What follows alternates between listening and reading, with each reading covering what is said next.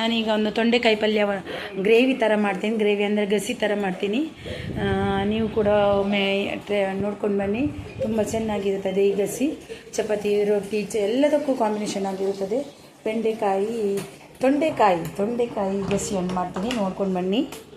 ನಾನು ಈಗ ತೊಂಡೆಕಾಯಿ ಮತ್ತು ಕಡಲೆಕಾಳನ್ನು ಹಾಕಿ ಮಾಡ್ತೀನಿ, ಅದನ್ನು ತೋರಿಸ್ತೀನಿ ನಿಮಗೆ. ಇದನ್ನು ಕಟ್ ಮಾಡ್ಕೊಂಡು ಬರ್ತೀನಿ. ಕಡಲೆಕಾಳು ಮತ್ತು ತೊಂಡೆಕಾಯಿ.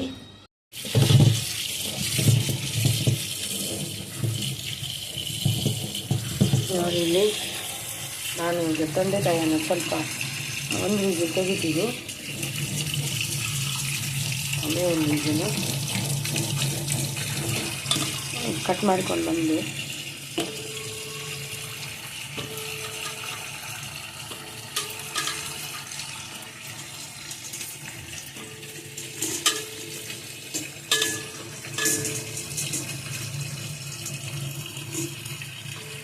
ಒಂದು ವಿಸಿಲ್ ಸಾಕು. ಸ್ವಲ್ಪ ಕಡಲೆ,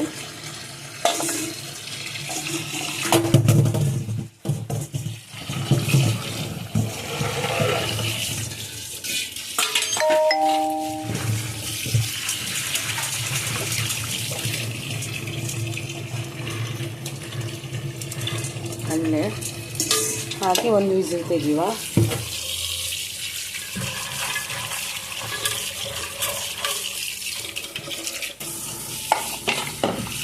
ನಾನು ಒಂದು ವಿಸಿಲ್ ತೆಗಿತೀನಿ.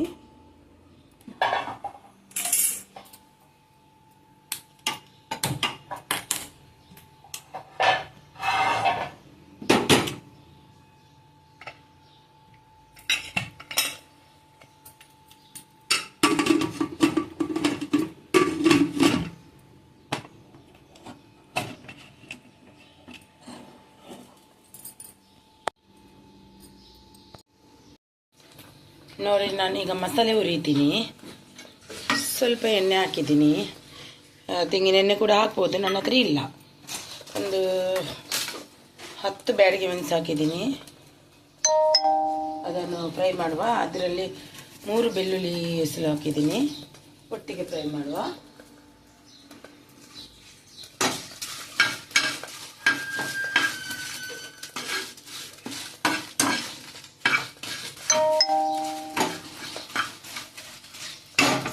ಫ್ರೈ ಆಗಬೇಕು ಚೆನ್ನಾಗಿ.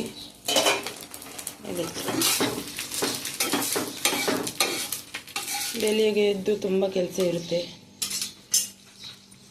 ಆ ಕಡೆ ಹೋದ್ರೂ ಕೆಲಸ, ಈ ಕಡೆ ಹೋದ್ರೂ ಕೆಲಸ. ಇಲ್ಲಿ ದೋಸೆ ಫ್ರೈ ಆಗಲಿ. ಅದು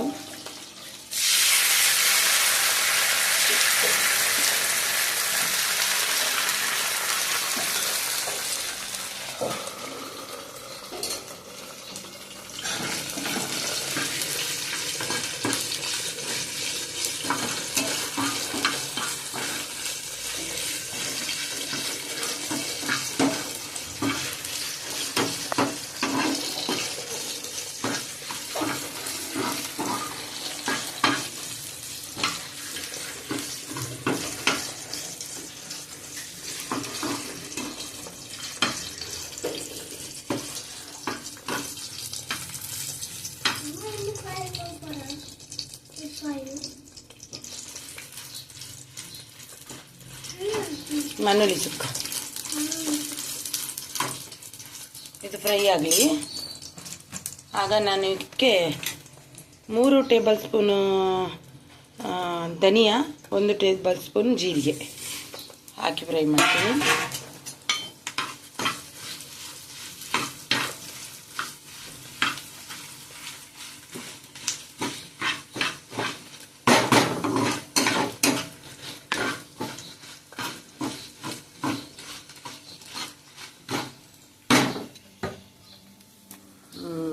ಏನೋ ಒಂದು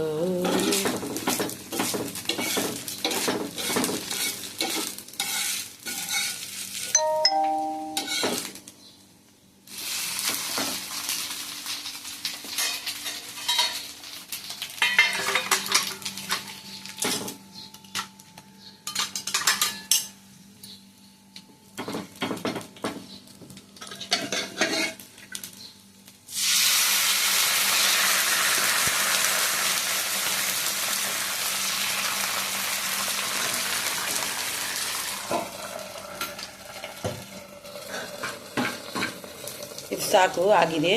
ತೆಗೆಯುವ, ಒಂದು ಬಟ್ಲಿಗೆ ತೆಗೆಯುವ.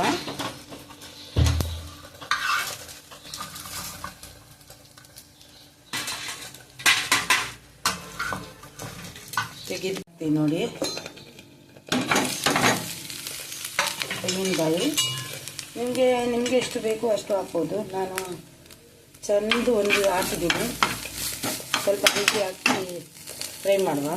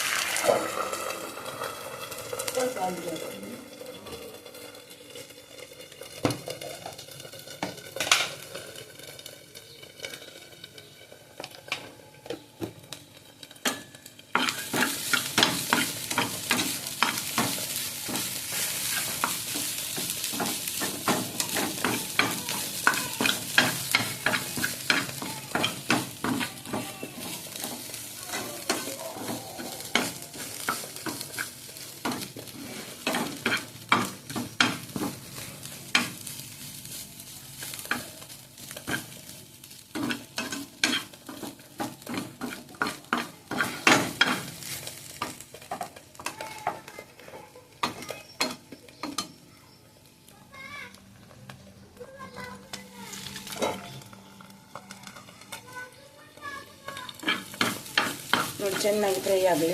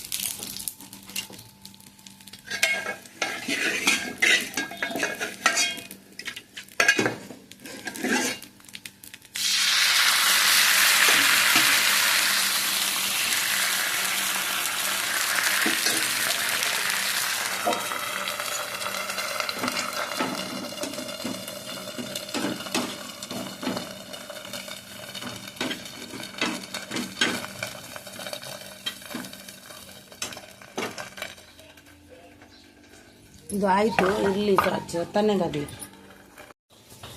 ನೋಡಿ ಇದನ್ನು ನಾನು ಹುಡಿ ಮಾಡ್ಕೊಂಡು ಬರ್ತೀನಿ.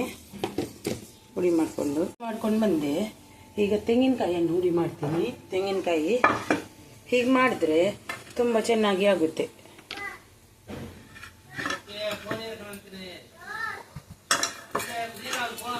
ಒಂದು ಸುತ್ತು ಮಾಡಿದರೆ ಆಯಿತು. ಒಂದೇ ಸುತ್ತು. ಸ್ವಲ್ಪ ನುಣ್ಣಗೆ ಮಾಡಬೇಡಿ, ಸ್ವಲ್ಪ ಮಾಡಿ, ಅದಾರಿ ಜರ್ಜಿರಿ ಅಂತ.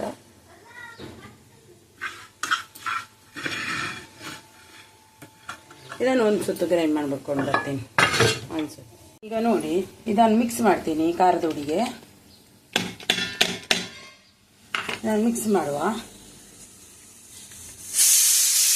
ತೆಂಗಿನಕಾಯಿ ಮತ್ತು ಮಸಾಲೆಯನ್ನು ಮಿಕ್ಸ್ ಮಾಡುವ.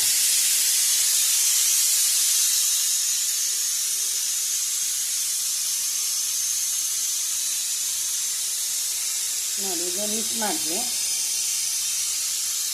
ನೋಡಿ ಇಲ್ಲಿ ಈಗ ಪಲ್ಯ ಹೇಗೆ ಮಾಡೋದು ಅಂತ ತೋರಿಸ್ತೀನಿ. ನೋಡಿ ನಾನು ಎಣ್ಣೆ ಹಾಕ್ತೀನಿ ಒಗ್ಗರಣೆಗೆ. ಮಕ್ಕಳನ್ನು ಊಟ ಮಾಡಲಿಕ್ಕೆ ಬನ್ನಿ ಅಂದರೂ ಬರುವುದಿಲ್ಲ.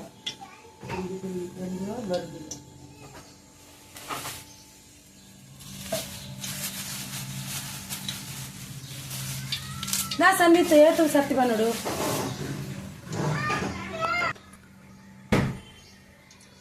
ದಾಲ ಪಂಡ ಬರ್ಬುಜ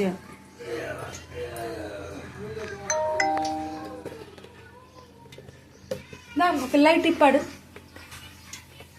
నీకేనండాలి పతమ్మన్న లైట్ను ఇజ్జత ಚೂರು ಸಾಸಿವೆ ಹಾಕ್ತೀನಿ.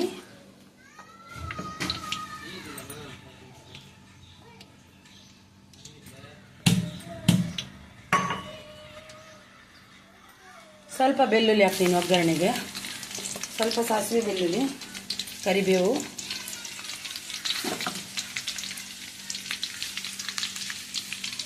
ಹಾಕ್ತೆ. ಚೆನ್ನಾಗಿ ಫ್ರೈ ಮಾಡುವ. ಒಂದೇ ಒಂದು ಗಡ್ಡೆ ಈರುಳ್ಳಿ ಹಾಕ್ತೀನಿ, ದೊಡ್ಡಷ್ಟು.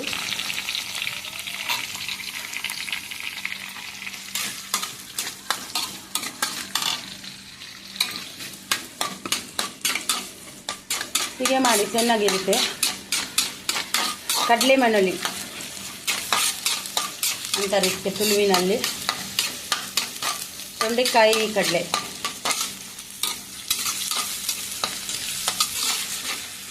ಇದು ಚೆನ್ನಾಗಿ ಫ್ರೈ ಆಗಬೇಕಂತೇನಿಲ್ಲ. ಈಗ ನಾವು ಇದಕ್ಕೆ ಮಸಾಲೆ ಹಾಕುವ. ನಾವು ರೆಡಿ ಮಾಡ್ಕೊಂಡಿರುವ ಮಸಾಲೆ ತೆಂಗಿನಕಾಯಿ ತುರಿ ತುಂಬ ಚೆನ್ನಾಗಿರುತ್ತೆ. ಇದಕ್ಕೆ ಸ್ವಲ್ಪ ಉಪ್ಪು ಹಾಕ್ತೀನಿ. ಮತ್ತು ಇದಕ್ಕೆ ಕಡಲೆಗೆ ಹಾಕಿದ್ದೀನಿ, ಕಡಲೆಕಾಯಿಗೆ ಎಲ್ಲ ಬೇಯಿಸುವಾಗ ಹಾಕಿದ್ದೀನಿ. ಇದಕ್ಕೆ ಸ್ವಲ್ಪ ಹಾಕುವ, ಹೆಚ್ಚು ಹಾಕೋದು ಬೇಡ.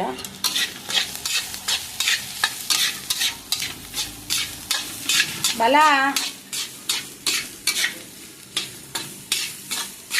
ಇದು ಮಸಾಲ ಫ್ರೈ ಮಾಡಿದ ಕಾರಣ ಇದಕ್ಕೆ ಹೆಚ್ಚು ಫ್ರೈ ಆಗಬೇಕಂತೇನಿಲ್ಲ. ಈಗ ನಾನು ನೋಡಿ ಕಡಲೆ ಮತ್ತು ಇದನ್ನು ಬೇಯಿಸಿಟ್ಟಿದ್ದೀನಿ, ತೊಂಡೆಕಾಯಿಯನ್ನು ಅದನ್ನು ಹಾಕ್ತೀನಿ.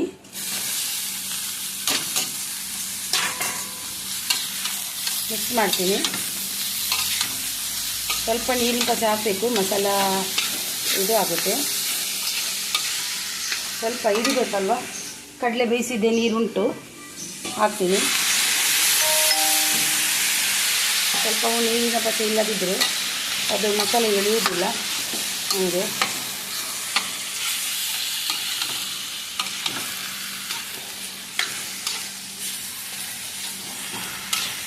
ಇದು ಕುದಿ ಬರಲಿ. ನೋಡಿ ಕಡಲೆ ಮಣ್ಣಲ್ಲಿ ಸುಕ್ಕ ರೆಡಿ ಆಯಿತು.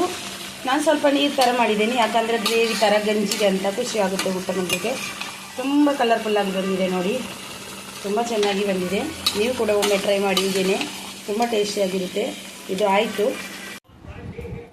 ನೋಡಿದಿರಲ್ವ ಬೆಂಡೆಕಾಯಿ ಗ್ರೇವಿಯನ್ನು ಮಾಡಿದ್ದು ತುಂಬ ಚೆನ್ನಾಗಿ ಬಂದಿತ್ತು. ನೀವು ಕೂಡ ಒಮ್ಮೆ ಟ್ರೈ ಮಾಡಿ. ಹೀಗೇ ತುಂಬ ಟೇಸ್ಟಿ ತೊಂಡೆಕಾಯಿ ಗ್ರೇವಿ ತುಂಬ ಚೆನ್ನಾಗಿದೆ. ತುಂಬ ಅಂದರೆ ತುಂಬ.